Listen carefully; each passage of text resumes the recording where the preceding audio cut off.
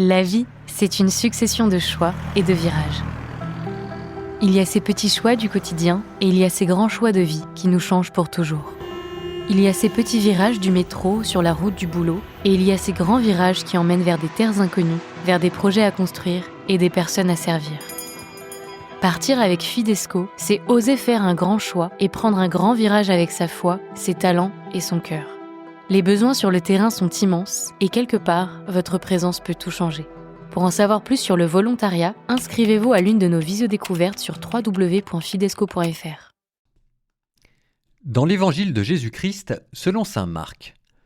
En ce temps-là, Jésus se retira avec ses disciples près de la mer, et une grande multitude de gens, venus de la Galilée, le suivirent.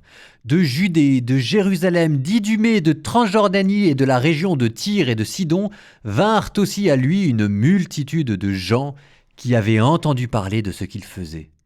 Il dit à ses disciples de tenir une barque à sa disposition pour que la foule ne l'écrase pas.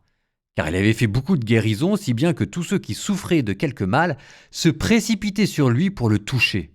Et lorsque les esprits impurs le voyaient, ils se jetaient à ses pieds et criaient « Toi, tu es le Fils de Dieu !»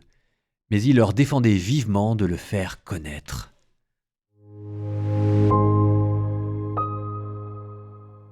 Il y avait quand même quelque chose de très curieux, hein. Les esprits impurs, je sais pas, mais moi je serais un démon, je verrais Jésus, j'irais me cacher.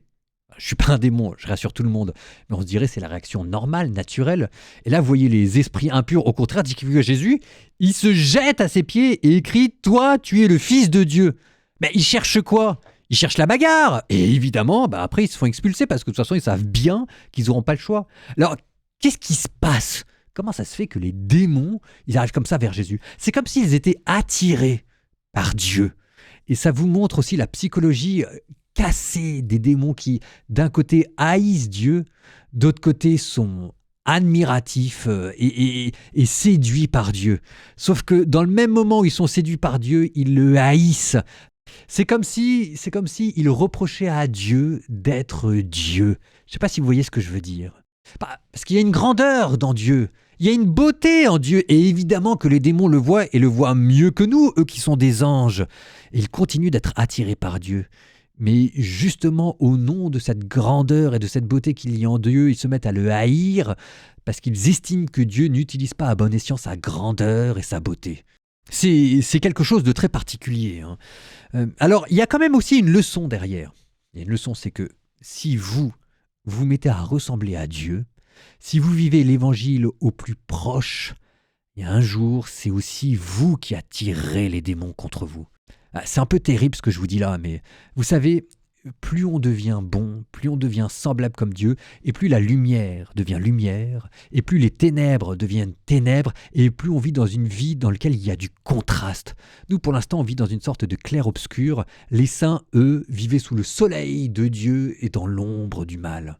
Bon, on n'y est pas encore.